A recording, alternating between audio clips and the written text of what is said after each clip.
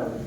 So, may bagong new season na tayo. May bago na tayong gagawin ang ating May new season na gagawin ng Diyos sa ating buhay, sa ating mga yung ating pagpupuri sa Panginoon o yung mga bagay na dumating sa ating buhay. Kasi sabi ko nga po, na 2025, kakaiba yung mga pagsubok na dumating.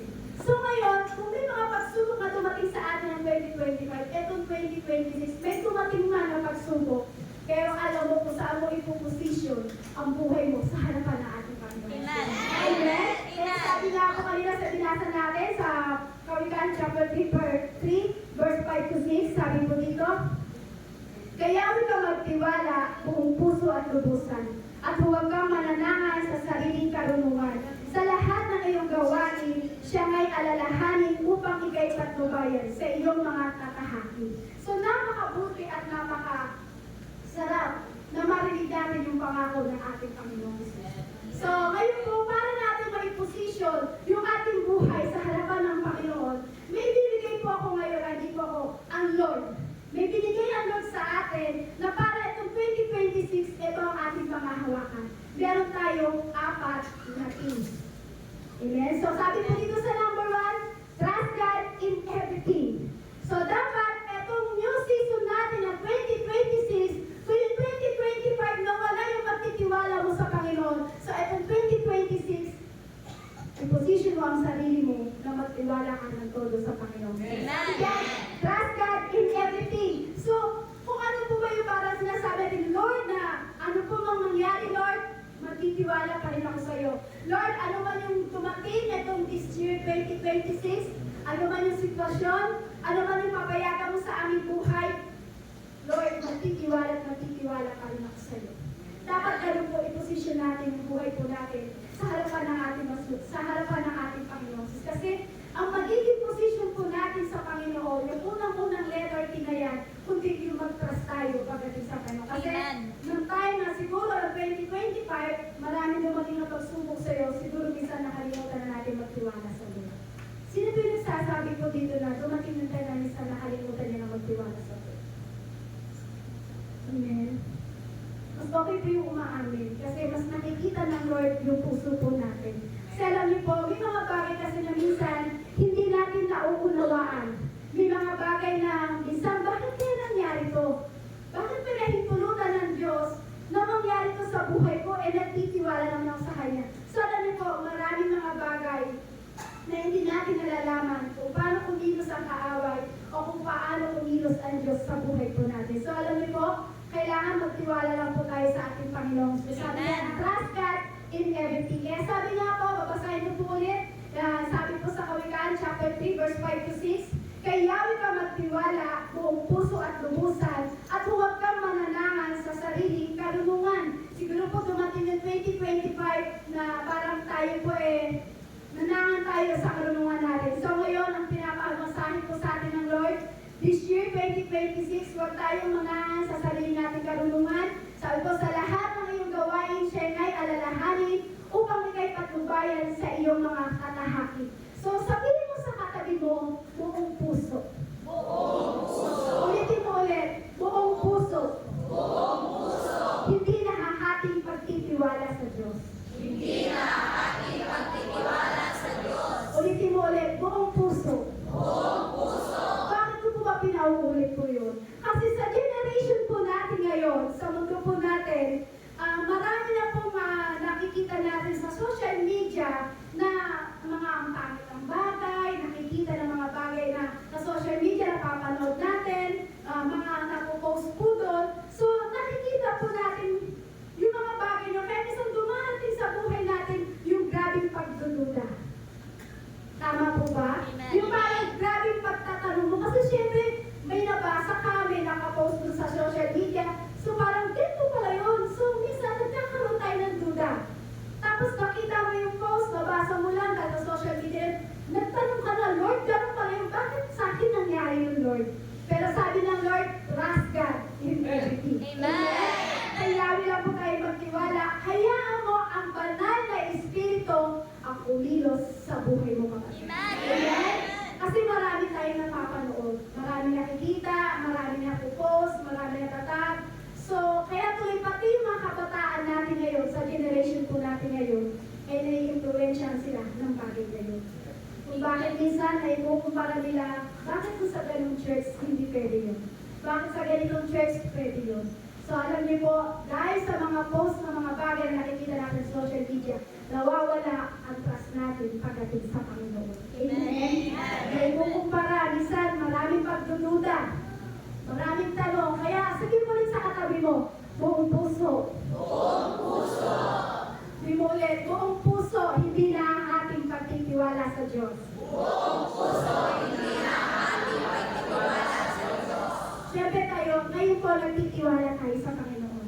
Kaya sabi nga, itong pagpasok ng 2026, magtiwala tayo, trust God in everything. Wala nang pagdududa, wala nang pagtatanong pa. So maganda yung dapat na pananampalatayaan mo. Maganda dapat yung pagtitiwala mo sa Panginoon. Kasi minsan sa buhay po natin, kaya lang naman tayo nagtatrust God sa Panginoon. Kaya tayo nagtitiwala sa Panginoon. Kasi minsan, puro blessing na rin dumarating sa buhay natin.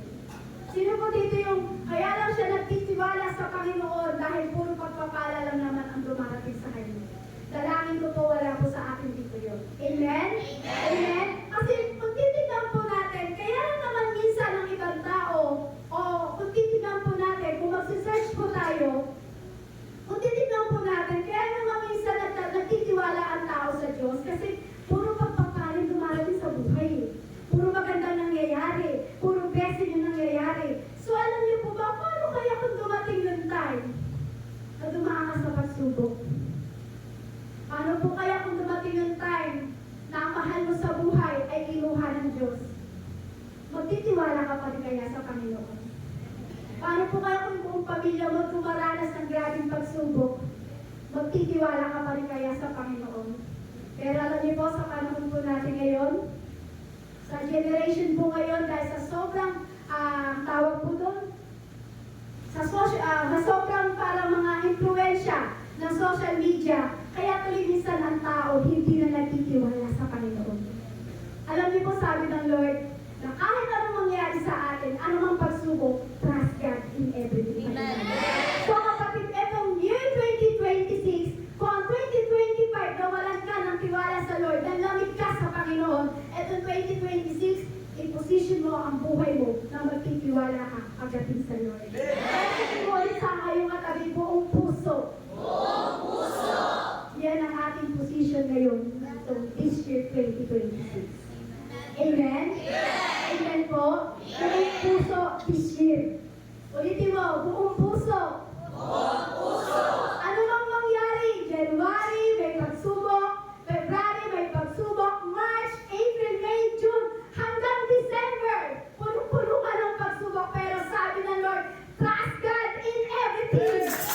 Trust God in everything. Makikita mo kung paano ang gagawin ng Diyos sa buhay mo kapag tayo ay nagtitiwala pagdating sa Panginoon. Amen? Kaya nga po, diba, kung sabi nga po, kung tayo po ay mananangan sa ating karunungan o sa ating sarili, tayo po ay walang mapapala. Pero pag tayo po ay nagtiwala sa Panginoon, nilalala po natin ang Diyos at lahat ng ating gagawin ay pinagkatiwala natin sa Kanya, lahat ng ating gagawin at lahat ng ating tatahangin ay kasama natin ang ating Panginoong Jesus. Amen po? Kaya sabi nga po, trust God. Sabi mo ulit, trust God. Trust God. Huwag tayo manangan sa sarili nating karunungan. Sabi nga po, diba, lahat ay gagawin natin ay kailangan nakasalalay po tayo sa ating Panginoong Kristo. Amen po? Diba, ito kung this year 2026, marami tayong plano. Sino po dito yung maraming plano sa buhay? Yan, this year, lahat po tayo. Kahit po ako, plano ko nga po yumaman. Diba? Lahat po tayo may plano. Kasi alam natin na dumating ang 2025, halos parang walang nangyari, yung mga bagay na gusto mong i-achieve pero hindi mo na-achieve. Pero alam niyo po, marami may plano sa atin sa this year 2026. Pero alam niyo po, dapat po ano man yung plano mo na gagawin mo, dapat isasangguni mo sa Panginoon. Kung gusto mo samahan ka ng Panginoong Isus sa mga plano mo sa buhay, huwag na huwag mong ihihiwalay ang Diyos sa buhay mo. Amen. Kasi alam niyo po, ang gagawa ng plano natin sa buhay,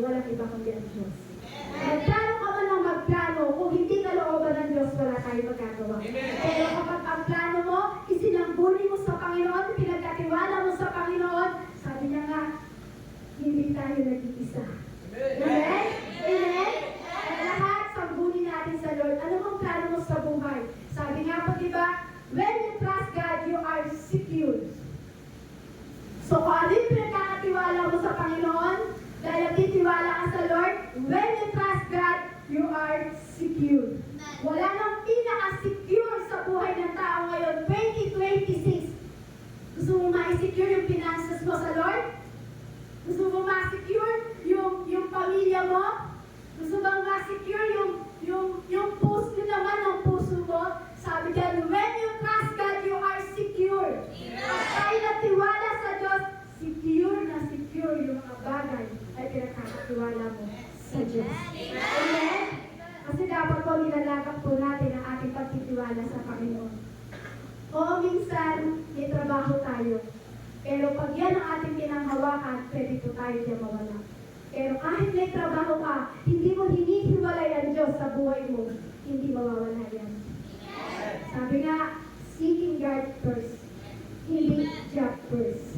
Dapat unahin natin ang ating Panginoong Jesus Cristo 2026 kasi nga po, balik-balikan na po, marami na po mangyayari. O marami ng warning na itong 2026 to 2030, hindi po natin alam po anong mangyayari. So kailangan buong puso tayo magtitiwala sa Lord at kung ano yung pinagkakatiwala mo sa Panginoon, isisecure ng ating Panginoong Jesus po yan sapagkat ang Diyos po na ito kailanman ay hindi tayo iniwan. Kaya sabi nga po sa Isaiah chapter 49 verse 23, ang mga hari ay magiging parang iyong ama at ang mga reyna ay magsisilbing ina, buong pagpapakababang yungod sila sa iyo bilang tanda ng kanilang paggalang.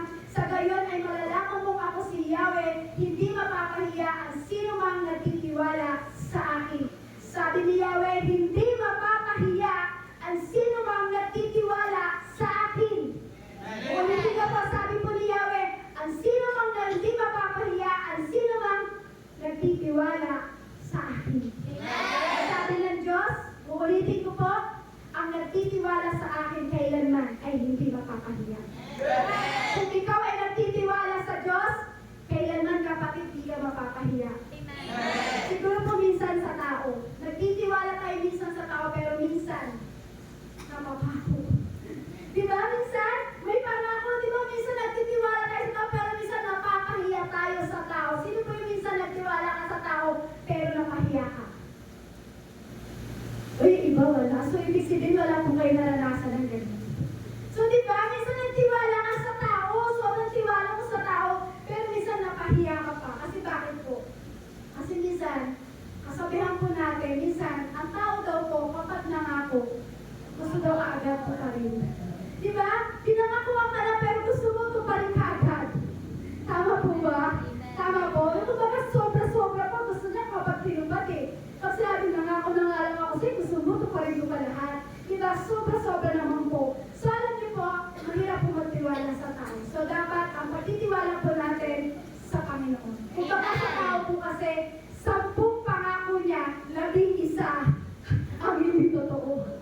Tama po? Sabi mo lang, narinig ko lang po yun sa mga kinanunununuhan ko po. Sabi niya, ang tao kapag nangako sa'yo, 10 ang pangako sa'yo, pero 11 naman ang mali. 11 naman ang hindi natutupad. Sino po dito yung maraming nangako sa'yo, pero hindi natupad?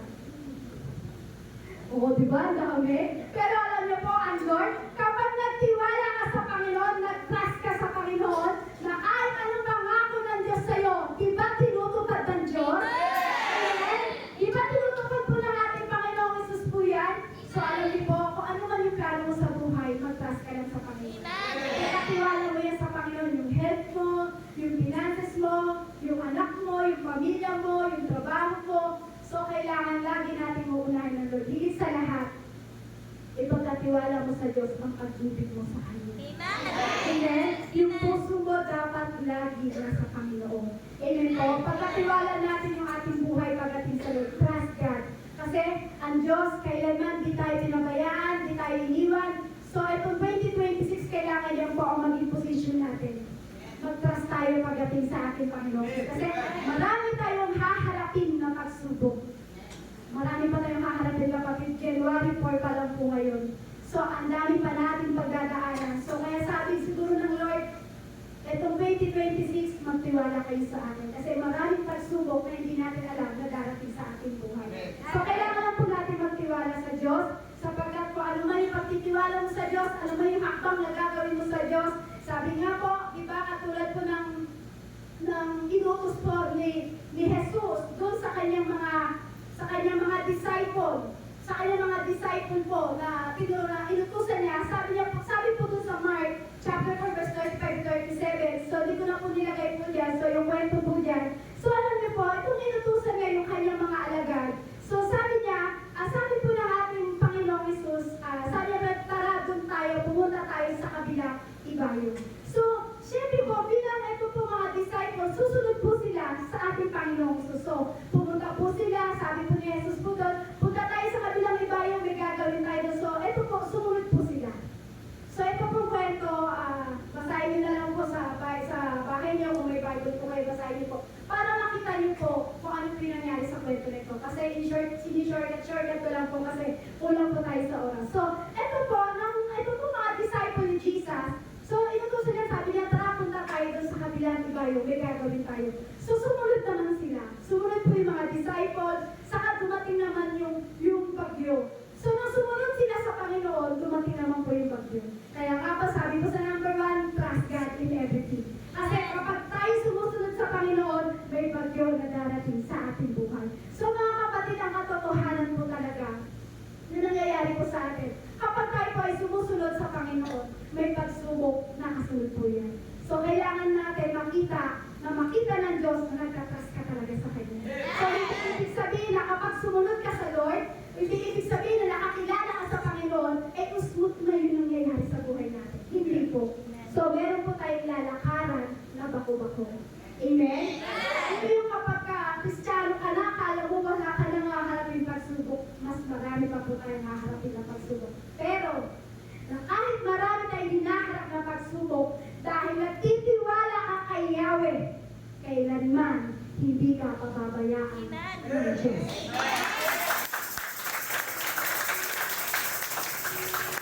Kaya sabihin mo sa katabi mo, kapatid, this 2026, kapit lang tayo. Dahil marami pang pagsubok. Kanino tayo kakapit? Kanino po?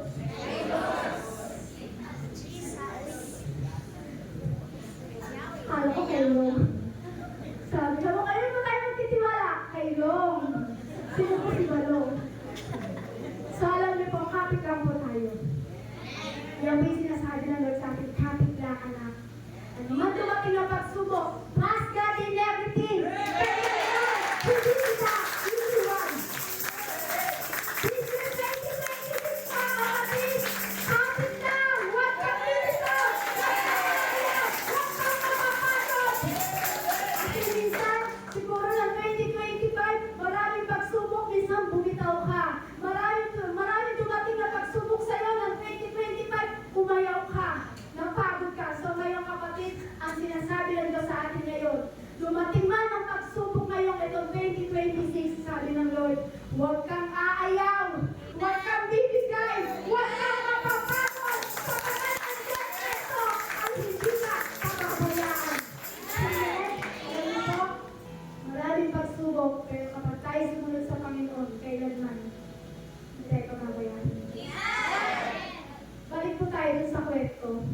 Kung kailangan po sumunod, yung mga disciple ni Jesus, saka naman po dumating yung bagyo ng pagsubok sa buhay nila. So naranasan niyo po ba yun sa buhay niyo? Kung kailan ka sumunod, saka naman may pagsubok na dumating sa buhay mo.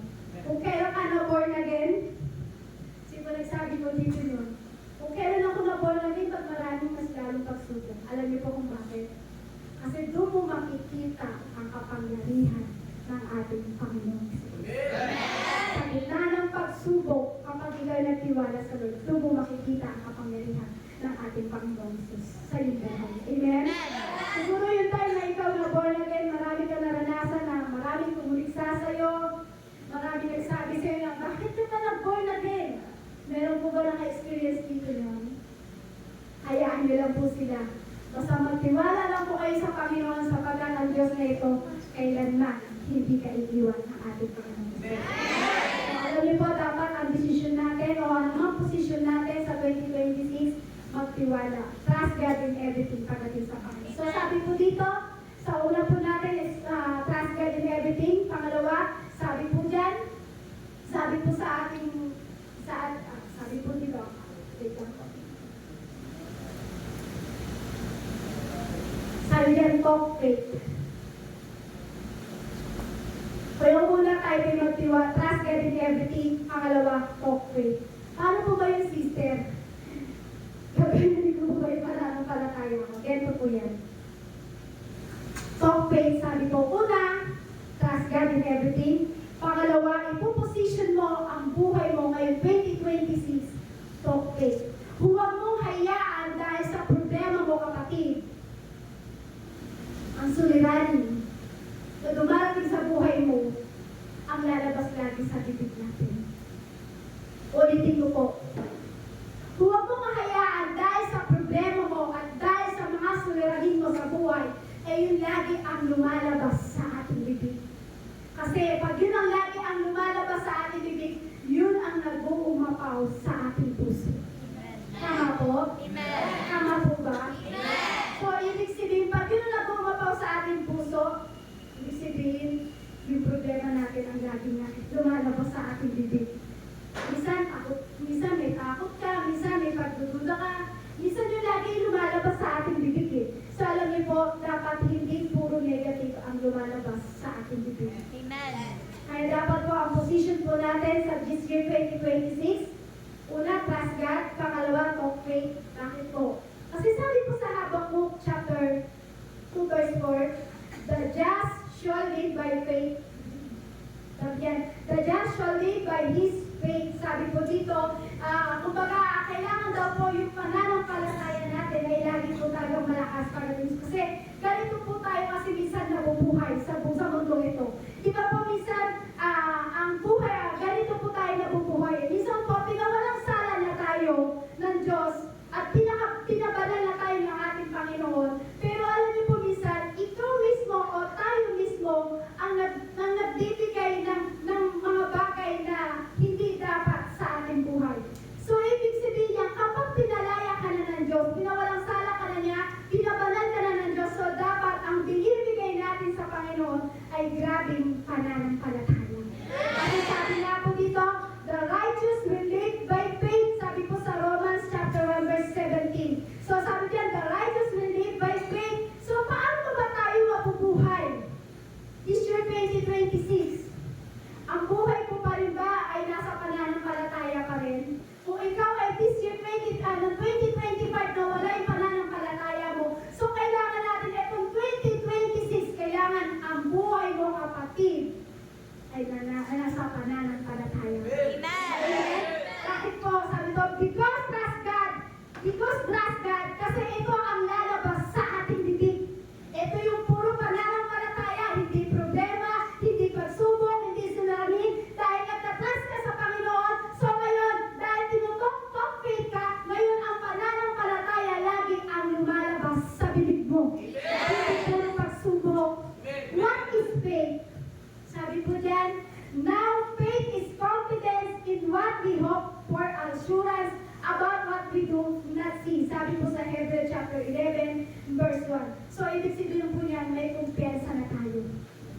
Amen? May kumpiyansa ka na. Buo na yung tiwala mo sa Diyos. Buo na yung pagtitiwala natin sa Panginoon. So saan tayo doon? Sa suliranin? Sa problema? O doon sa pananampalataya natin sa ating Panginoong Jesus?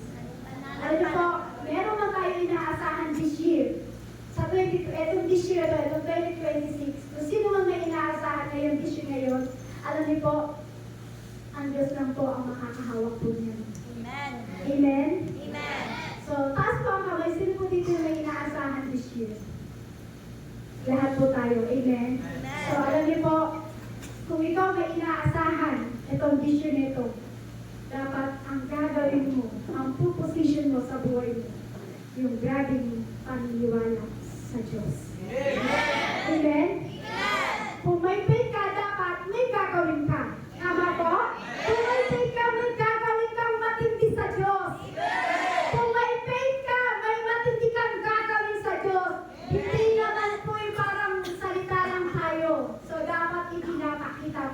inyo. Amen? Kaya dapat ang lalabas lagi sa ating bibig, puro pananampalataya. Dahil sa pananampalataya na yon, sabi po dyan, your faith will get you through.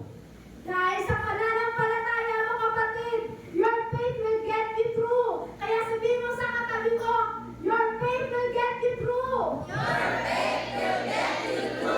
Bakit po? Yun ang nagligtas sa'yo kapatid. Amen? Yun ang nagligtas sa'yo. Yun ang yung parang, yung faith na yun, yun yung nag-overcome sa'yo sa mga pagsubok mo. Yung faith na yun, yun yung nag-overcome sa'yo sa mga suliranin sa buhay mo. Kaya sabi nga, di ba, your faith will get you through. Dahil sa pananampalataya mo kung bakit ka naligtas. Dahil sa pananampalataya mo na-overcome mo ang lahat. Dahil sa pananampalataya mo kay Kristo, na-overcome mo ang lahat. Paano po ba tayo manampalataya sa Diyos? Hindi po lamang lagi nasa isip. Dapat kapag manampalataya po tayo sa Panginoon, lumalabas sa ating mga labi. Ulitin ko po, paano ka manampalataya sa Diyos? Nasa isip lang po ba lagi? Hindi po dapat. Kapag manampalataya ka sa Diyos, dapat, kung nasa isip mo, dapat mas lalong itinubo ka ng labi mo. Mas lalong sinasambit ng labi mo ang grabing pananampalataya mo sa Panginoon. Amen? Amen po? Kasi sabihin po niya, nag-uumapaw yung pananampalataya mo sa Panginoon. Nag-uumapaw sa puso mo. Kaya sabi nga po, diba, kung ano ang laman ng puso mo, paano ba yan? Kung ano ang laman ng puso mo, yun ang lumalabas sa labi mo. Di ko po sure, pero yun po yung parang ano ko po sa Biblia, na kung ano yung laman ng puso mo, yun ang laging lumalabas sa labi natin. So, kung ano ang lumalabas sa labi ko, yun ang laman ng puso mo. Kung ang grabing pananampalataya mo sa Lord, ay lumalabas lagi sa bibig mo, nag-uumapaw sa pananampalataya ang puso mo, kapatid. Amen? Amen? Halimbawa po, di ba, sa isang magulang, po, di ba minsan, sorry po mga nanay, sorry po sa words, pero ito po yung katotohanan. Bago po kayo bago niyo po ito marinig, ako po yung unang-unang tinuruan ng Lord. Isa po sa magulang po kasi, di ba minsan, kailangan natin baguhin yung pangungusap natin sa ating mga anak. Kailangan natin baguhin yung pangungusap natin sa ating asawa. Kailangan natin baguhin yung pangungusap natin sa ating buong pamilya. Kasi, paano ba tayo mangusap sa bahay? Di ba minsan, hindi ko po sinabi tayo lahat, so survey lang po namin. Di ba minsan, born again ka na, o born again na itong taong ito, pero minsan kapag nasa church lang naman, doon nagiging born again. Pero pagdating sa bahay, puro pagmumura. Sino po dito nagmumura pa? Wala na po. Praise God. Wala na po nagmumura. So sabi nga po yan, di ba, kailangan ang lumalabas sa ating bibig ay grabing pananampalataya. Amen?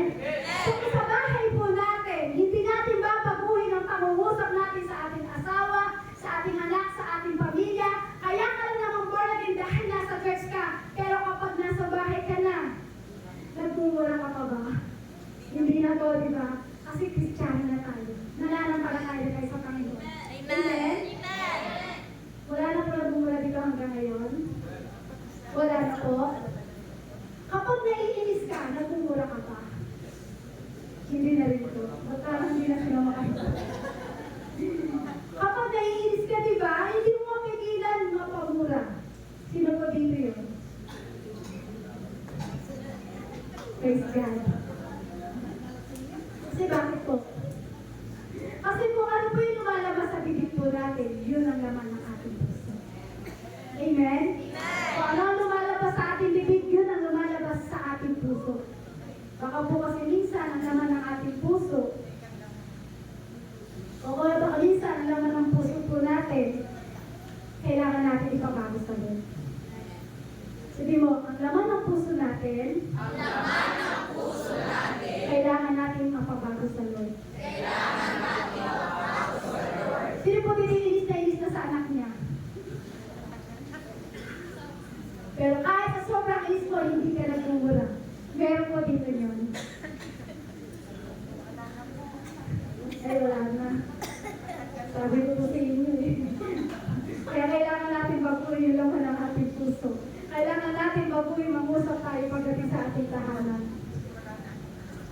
masakit pero tinutuloy tayo ng Lord para sa ikabubuti po natin. Amen? Siguro kung 2025, kapag inis na inis ka na sa anak mo, eh na mapapamura ka. Pero noong 2026, ipuposition mo ang sarili mo sa harapan ng Diyos. Kahit sobrang inis mo, ang isisigaw mo, praise the Lord. Hallelujah. Amen? Amen? Parang ayaw nito eh. Kasi kung pinako ng puso natin, yun po talaga ang lalabas sa ating bibig. Pero alam niyo po, your faith with God will get you through. Kung ano yung pinanampalatayaan mo, lalabas at lalabas sa ating bibig yun. Amen? Amen? Kaya kung ano laman ang ating puso, pabago po natin sa ating Panginoong Hesus, sapagkat ang tiwala po natin at ang pananampalataya po natin ay walang iba kundi sa ating Panginoong Hesus. Na kahit sabihin mo na napapamura tayo. So, meron po kami gusto sabihin. Alam niyo po ba kapag tayo po ay nagmumura? Hindi ko po sinabi na nagmumura po kayo. So, parang sample lang po ito. Kapag ang tao pala ay nagmumura, alam niyo po ba, meron po pala siyang binababa. Di ba kapag tayo may binibili, mababa o mura, di ba ang sinasabi natin, ay ang mura lang pala. Di ba po? Pero alam niyo po, ibig sabihin yun, low price. Kapag nagmumura pala, ang lumalabas sa bibig ng isang tao, may low price pala. So kapag nagmumura pala, ibig sabihin may something, spirit na binababa sa iyo. Yun po pala yun, Lord. Na kapag pala kami nabigla, napamura, nabigla kami, dahil yung pananampalataya namin ay nawala. So, ibig sabihin pala, pag tayo pala ay napapamura, so alam niyo po pala, may something, the spirit na meron tayong binababa sa pagkatao natin. Kaya minsan kailangan baguhin na natin ang pangungusap natin sa ating Panginoong Hesus. Kasi bakit? Born again na tayo. Amen. Amen? Amen. Ano sa tayo? Born again na tayo. Born again na tayo. Dapat mapuspos na tayo ng Holy Spirit. Dapat mapuspos na tayo ng Holy Spirit. Para hindi na lumabas ang pagmumura sa ating bibig. Para hindi na lumabas ang pagmumura sa ating bibig. Alam niyo po, kailangan po natin yun. Amen? Amen po? Kaya kung ikaw, kapag tinitignan mo yung mga bagay sa paligid mo o mga bagay na nangyayari sa buhay mo, sabi nga po dito, for we live by faith, not by sight. Sabi po dito ng ating Panginoon. Kung titignan mo ang mga nasa paligid mo, mawawalan ka talaga ng pananampalataya. Parang katulad po ng 10 espiya na 10 espiya, itong mga lalaking espiya nito na pinadala ni Moises. Ni Moises po doon sa kanilang lupa na pinag-iispiyahan po doon. So alam niyo po, kailangan po, itong mga espiya nito, so parang sinabi nila kay Moises na hindi nila kaya. So pinapakita nila na wala silang pananampalataya. Kaya sabihin mo sa katawan, Bishir, matuto kang tumingin sa pananampalataya. Tumingin sa pananampalataya. Kailangan titignan natin yung pananampalataya natin sa ating Panginoon. Kasi kung ano ang nararamdaman mo, kung ano ang lumalabas sa bibig mo, yun ang lumalaman ng puso mo. Amen? Kaya kailangan, ano po yung una? Pangalawa? Ilaw po yung kailangan. Kaya sabi nga po sa Matthew chapter 9 verse 29, alin sunod sa inyong pananampalataya ay siyang mangyayari sa inyo. Ano man ang pinanampalatayaan mo, mangyayari yan sa iyo, kapatid. Amen? Kung ano pininiwalaan mo sa Diyos ngayon, this year 2026, mangyayari yan sa iyo, kapatid. Amen? Minsan, Kristiyano na tayo kasi minsan, kaya lang minsan yung faith nawawala.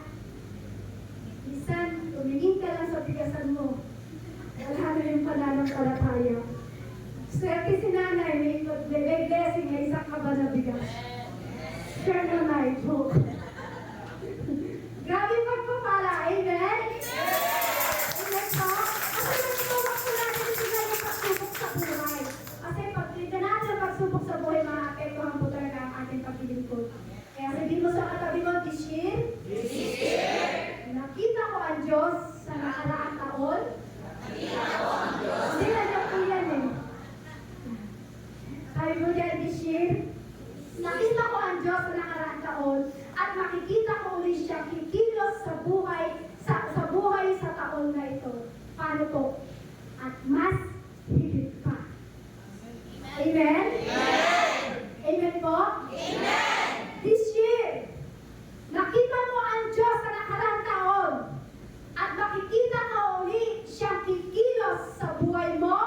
buhay ko, sa buhay natin lahat, na mas higit pa.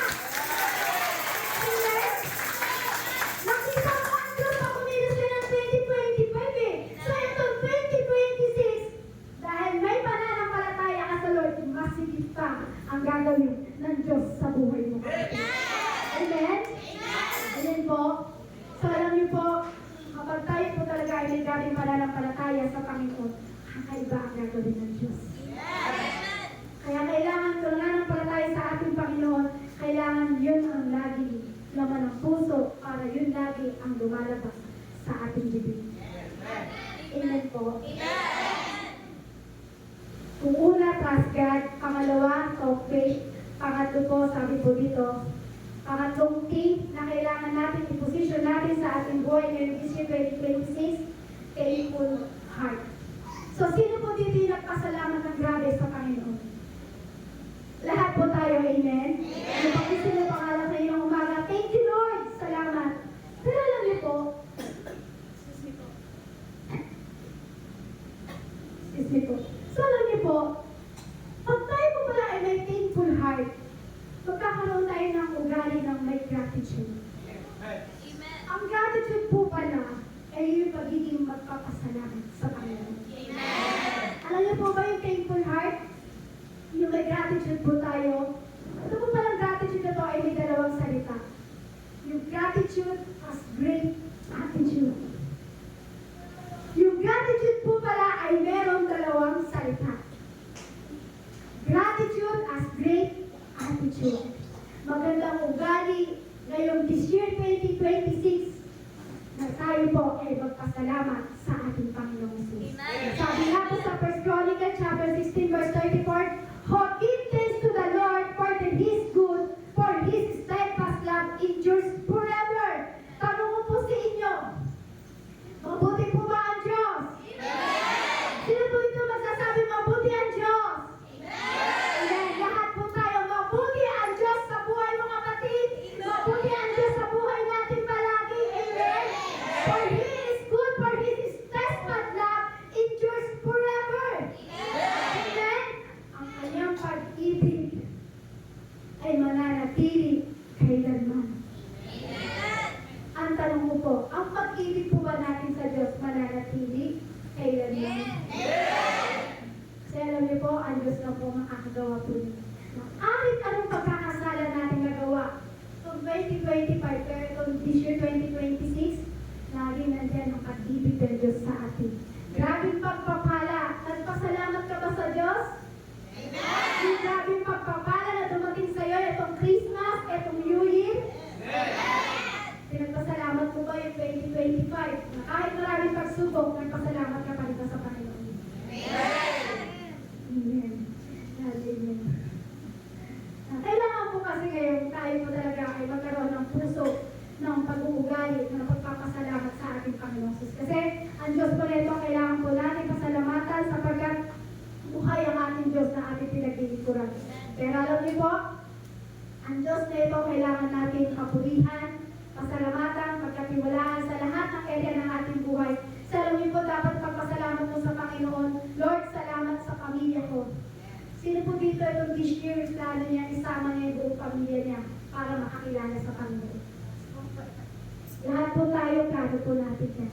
Kung 2025 hindi natin sila naakay, etong this year 2026, manampalataya ka sa ating Panginoong Yesus, isasama mo ang buong pamilya mo.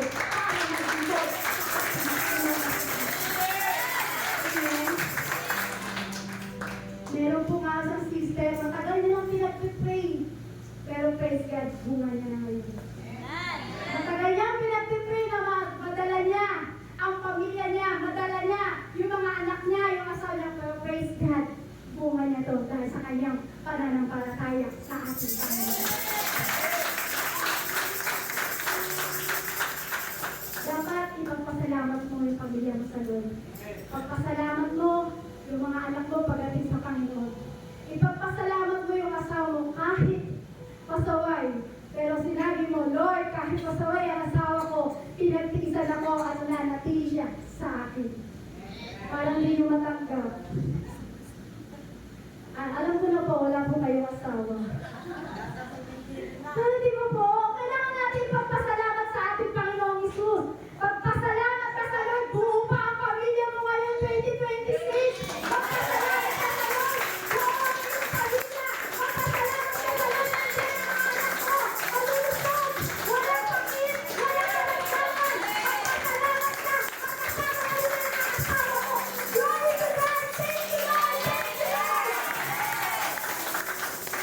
kailangan ng puso natin lagi nagpapasalamat sa Lord. Having a thankful heart makes you happier and healthier. Alam niyo po ba yung taong nagpapasalamat sa Panginoon pala? Ito po pala yung taong malusog. O yung tignan yung katabi mo. Alam ko po malusog po yan. Dapat po pala ipagpasalamat. Kaya naman ako sa akin nakatingin. Diba? So kailangan po natin ipagpasalamat. Kasi po ako pala ang isang taong mapagpasalamat. Ito po pala yung taong malusog. Hindi yung mataba na kapag tinusok mo ng karayo, ay sisingaw. Hindi po yun. Huwag niyo po kami tignan, sexy po kami. Sadyang malusog lang po kami. So, kailangan po parang pasalamat tayo sa Panginoon. So, ito daw po pala yung malusog na tao. Kapag tayo po ay natutong magpasalamat sa pagdating sa Panginoon. Kasi alam niyo po, ang malusog po na pangangatawan, hindi sakitin, tama po ba? Hindi yung sakitin. So, dapat pagpasalamat natin sa Lord yun. Kapag tayo nagpapasalamat sa Panginoon, masayahin po tayo. Sino po hindi nagpapasalamat sa Lord, pero bugnutin siya? Meron po kami po, Lord, salamat! Pero kapag nakita niya anak niya, bugnutin na siya. Lord, salamat sa blessing! Pero nakita niya 1 kilo na ng bigas po sa palabigasan niya, naging bugnutin na siya. Meron po ba dito yun? Wala po, diba? So, ibig sabihin, pag tayo nagpapasalamat, masayahin tayo. Amen? Lord, salamat! Lord, salamat! Lord, salamat sa kapitihan mo! Thank you, Lord, sa pagpapala! Thank you, Lord, sa buhay na binigay mo namin! Higit sa lahat, Lord, salamat sa kaligtasan na ibigay mo sa buong pamilya ko. Sa 2026, matutunan natin magpasalamat sa Panginoon kahit anong pagsubok na dumating sa buhay po natin. Amen? Kailangan natin magpasalamat. Kaya nagpasalamat ka, masayahin ka, hindi ka malungkutin, hindi ka pugnutin. Tingnan mo yung natabi mo. Masayahin ba yan? O pugnutin?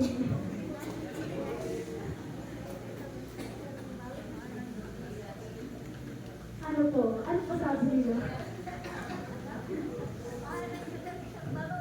Po? Mahal po ng Diyos? Mahal po. Christian po. Totoo po yun. Hindi iniiwanan. Mahal po ng Diyos talaga ang isang balot. Importante po sa ating Panginoong Isus po yun. Amen? So, kailangan magpasalamat po tayo sa ating Panginoong Isus. Kasi alam niyo po, ang nagpapasalamat sa Panginoon ay punong-puno ang kanyang puso na grabe pasasalamat sa Lord. So, kung titignan po natin yung mga bagay na nangyayari natin sa buhay, sabi mo, Lord, thank you, Lord. Meron bang karamdaman sa buhay mo? Meron bang mahal sa buhay mo? Na meron na parang nakahiga sa balik na karamdaman? Mag-thank you ka pa rin sa Lord. Bakit? Kasi kapag nakita ng Lord ang puso mo sa kabila na meron kang ganong pagsubok at nagpasalamat ka, natuto ka magpasalamat sa Lord. Grabe ang kapangyarihan ang makikita mo sa Panginoong Isus. Hindi ka lang magiging bugnutin, magpapasalamat ka ng todo paano pagdating sa Panginoong Isus. Kaya dapat sabihin natin, Lord, this year, baguhin mo na ako. Sabihin mo, Lord, this year, baguhin mo ang puso ko. Yung una, trust God. Pangalawa, talk faith. Pangatlo, thankful heart. So, kailangan natin magpasalamat sa Lord. Importante po lahat po. Yan ang gagawin mong position sa buhay mo etong this year 2026. Kung 2025, hindi ka na nampalataya sa Lord. Kung 2025, hindi ka nagtiwala sa Lord. Kung 2025, hindi ka nagpasalamat sa Lord. Etong this year 2026, kailangan natin gawin sa buhay yun. Amen? Sabi nga po, thanksgiving in all circumstances. Kahit anong mangyari, magpasalamat ka pa rin sa ating Panginoon. 1 Thessalonians 5:18, give thanks in all circumstances, for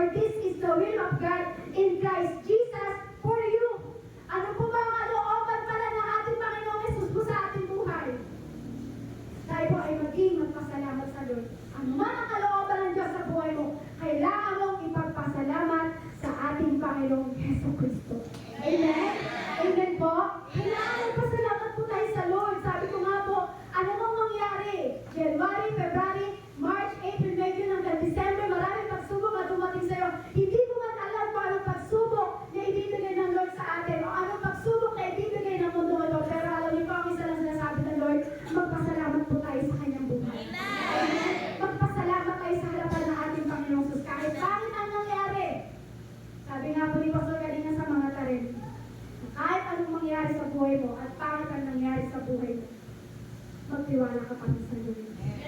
Ganun po, kasi yan yung hinahanap po ng ating Panginoong Jesus. May maganda mang mangyari, may pangit mang mangyari sa buhay natin, magpasalamat ka pa rin sa Diyos. Amen? Amen po?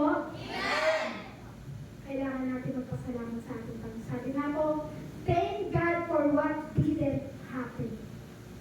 Kahit anong mangyari, kahit anong bagay, anong pinayagan ng Diyos sa buhay mo, anong pinayagan ng mundo ito sa buhay mo, huwag kang matatakot. Magpasalamat ka pa rin sa ating Panginoon Jesus. Bakit? Mahal tayo ng Diyos. Amen? Sabi nga po sa Pilipos chapter 4 verse 6, huwag kayong mabalisa tungkol sa anumang bagay sa halip, hingin ninyo sa Diyos ang lahat ng inyong kailangan sa pamamagitan ng panalangin may pasasalamat. Kaya lahat ang hihingi mo sa Panginoon may pasasalamat. Anumang bagay yan, kailangan pasalamatan. Pagdating sa ating Panginoon, pag-isip mo pala kailang umaga, salamat Lord. Siyempre nagpasalamat mo sa Panginoon. Hindi ba yung pag-isip mo pa lang sa Panginoon, pag-isip mo pa lang kailang umaga, ay Lord, salamat sa panibagong lakas. Salamat sa panibagong hinga. Salamat sa panibagong buhay. Lord, salamat sa anak ko. Lord, salamat sa asawa ko. Lord, salamat sa pamilya ko. Higit sa lahat, Lord, salamat sa iyo na ikaw ang nag-ingat sa aming buong pamilya. Amen? Amen po? Yan po yung dapat natin makita. Kailangan puro pasasalamat ang lumalabas sa ating bibig. Number 4, the tangible presence of God. Ano po ba ibig sabihin ng tangible? Ibig sabihin po, yung daman-daman mo ang presensya ng ating Panginoon Jesus. Sabi ko nga po, ng 2025, hindi ka nagkaroon ng trust God sa Panginoon. Pangalawa, ng 2025, hindi ka nag-talk faith. 2025, hindi ka nagkaroon ng thankful heart pagdating sa Panginoon. Ng 2025, hindi mo nadama o hindi mo naramdaman ang presence ng ating Panginoon Jesus. So ngayon, this year, 2026, sabi po niya, kailangan natin madama ang presensya ng Diyos. Amen? Talagang nararanasan natin yung presensya ng Diyos. Sino po dito naranasan niya na yung presensya ng Diyos? Maaaring naranasan natin yung presensya ng Diyos. Maaaring naranasan natin minsan na palayo tayo sa ating Panginoong Jesus. Pero maaaring natin gawin ngayon, 2026, simulan mo na kapatid.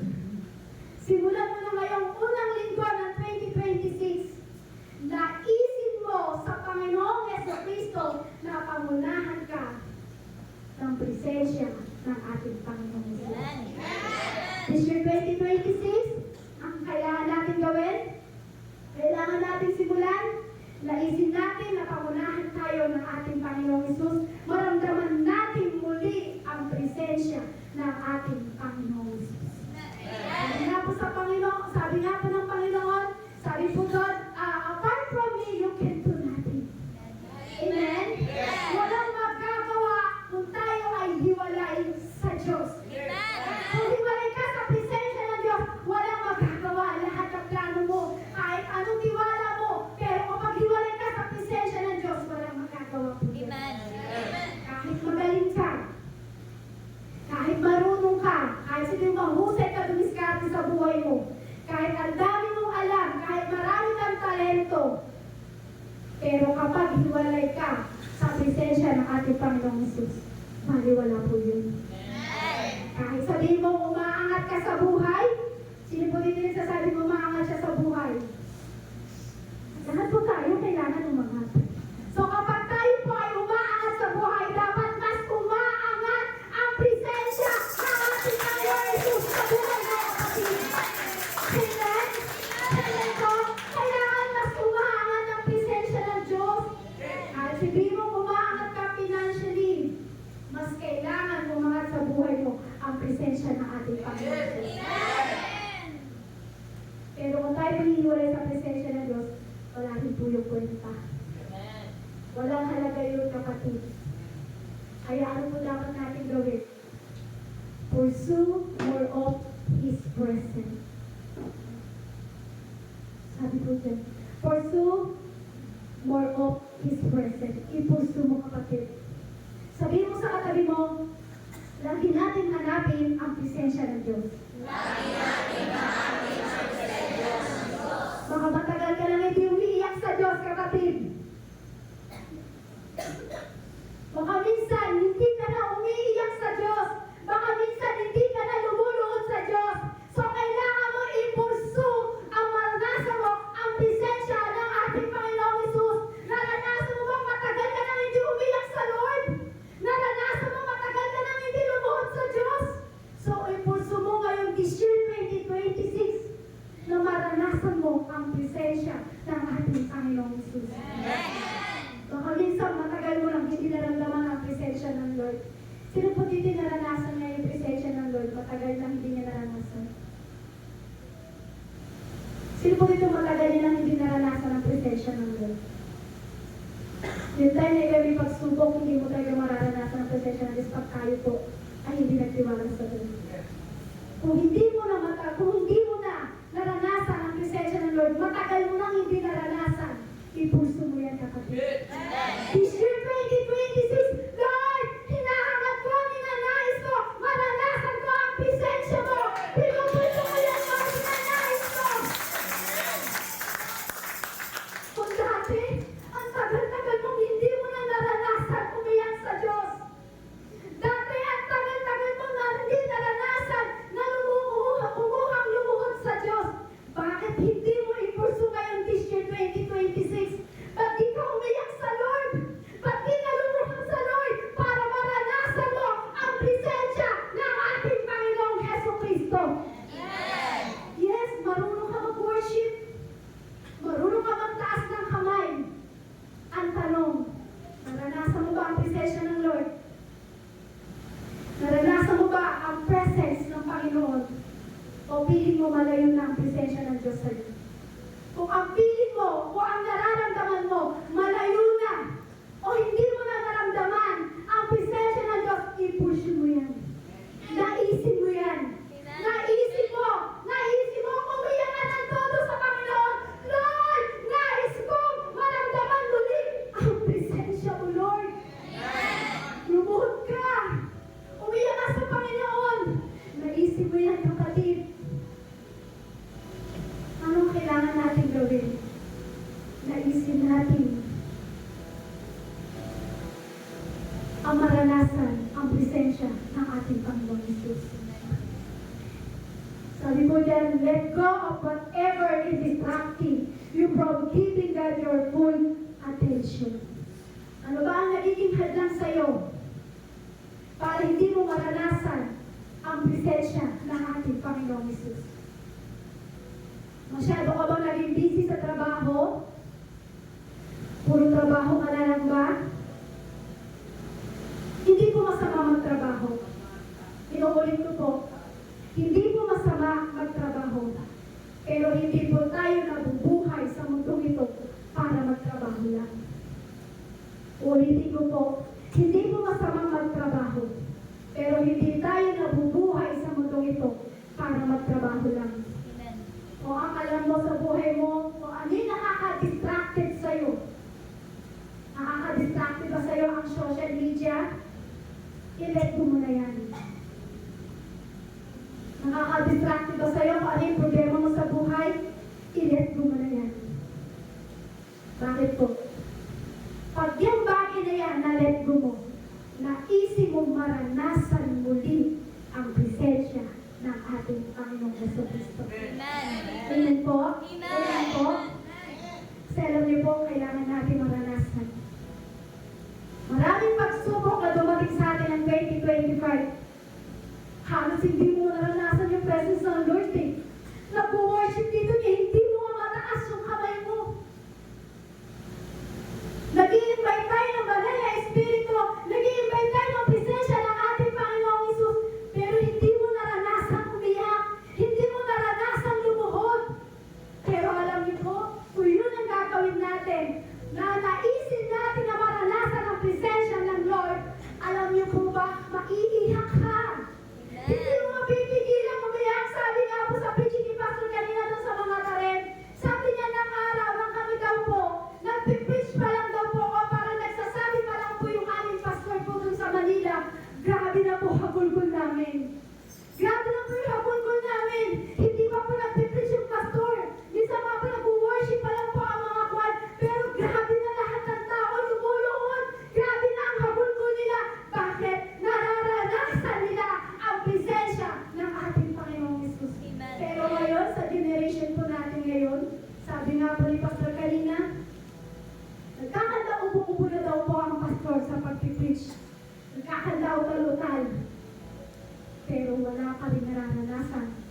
presensya ang mga tao. Kakaiba po ang generation po natin ngayon. Pasama ng pasama ang generation po natin ngayon. Palayo ng palayo pagdating sa ating Panginoong Jesus. Alam niyo po ba ang presensya ng Lord? God's presence is a source of joy. Gusto mo maging masaya? Sabi niya, God's presence is a source of joy. Sabi po dyan, gusto mo ba maging masaya sa taon na to, 2026? Kailangan puro positive ang lumalabas sa ating bibig. Amen? Amen po. Dapat puro pananampalataya. Kasi kapag naranasan mo ang presensya ng Diyos, yan ang nagbibigay sa iyo ng kagalakan. Ano po ba yung nagbibigay sa atin ng kagalakan? Yung blessing lang po ba? Pagpapala, kayamanan, sasakyan, bahay, hindi po. Ang nagbibigay ng tunay na kagalakan sa isang tao sa kanyang buhay, yung maranasan niya ang presensya ng ating Panginoon. Kailangan natin i-priority yan. Kaya nga pa sabi ko sa awit, 16 verse 11, ituro mo ang landas na nagpatungo sa buhay. Sa piling mo'y madarama ang lubos na kagalakan, ang tulong mo'y magdudulot ng ligayang walang hanggan. Sabi ko sa Gawa, chapter 17, verse 28, sapagkat nakasalalay sa Kanya ang ating buhay, pagkilos at pagkatao, tulad ng sinabi ng ilan sa inyo, sa inyong mga makita tayo ngayon mga anak niya. Tayo po'y magkita daw po sa tulong ng ating Panginoong Jesus. Ganyan po, naisip po natin sa taon ito na maranasan natin ang presensya ng ating Panginoong Jesus. Naisip mo kapatid, naisip mo, umiyak ka na ng todo sa Lord para maranasan mo ang presensya ng Lord. Lord, gusto kong naisip na maranasan ko ang presensya mo. Hindi ka naiiyak, palambutin mo yung puso mo. Gusto kong maranasan ang presensya ng Lord? Umiyak ka. Lumuhod ka sa Panginoong Jesus. This year, 2026, wala tayong ibang nanaisip mga anak ng Diyos ang maranasan ang grabing presensya ng ating Panginoong Heso Kristo. Naisip natin yan, kapatid. Bakit? Yan ang ninakaw ng Diablo sa bawat mga tao. Ninakaw ng Diablo yan sa mga tao. Sinasabi ng Diablo, huwag kang umiyak. Okay lang yan. Huwag kang lumuhod. Okay lang yan. Huwag mo maranasan ang presensya ng Diyos. Okay lang yan. Diablo ang nagsasabi.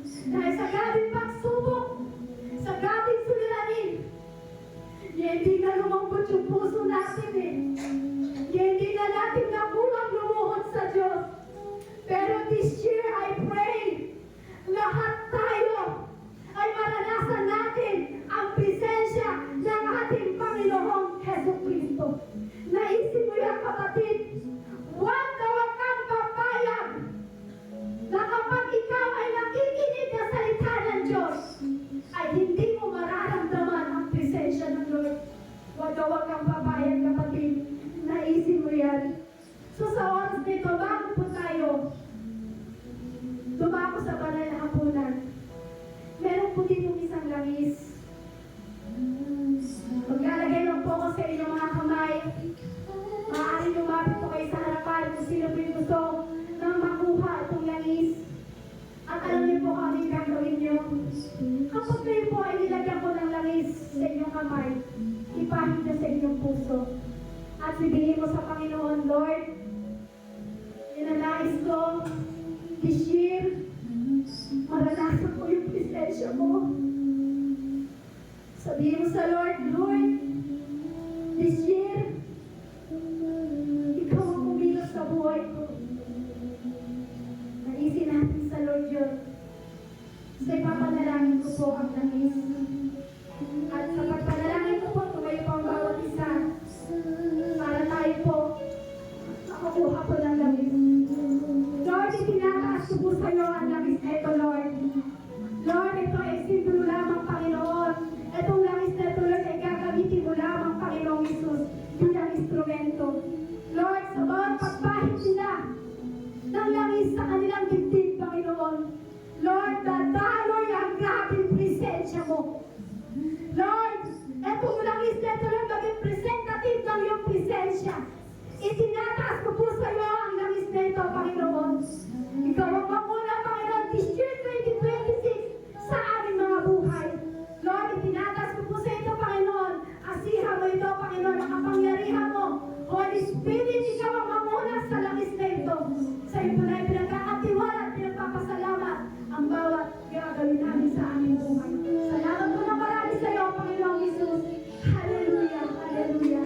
Medyo bilisan lang po natin para makadako po tayo sa ating nalalakunan.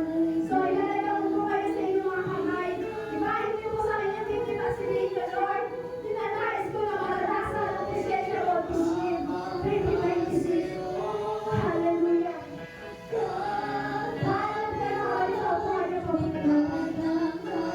Thank you, Lord. Salamat, Panginoong Isus, sa presensya mo. Salamat, Panginoon, sa iyong presensya mo, Lord. Salamat, Lord. Dinanais natin, Lord. Dinanais ang kapangyarihan mo. Thank you, God.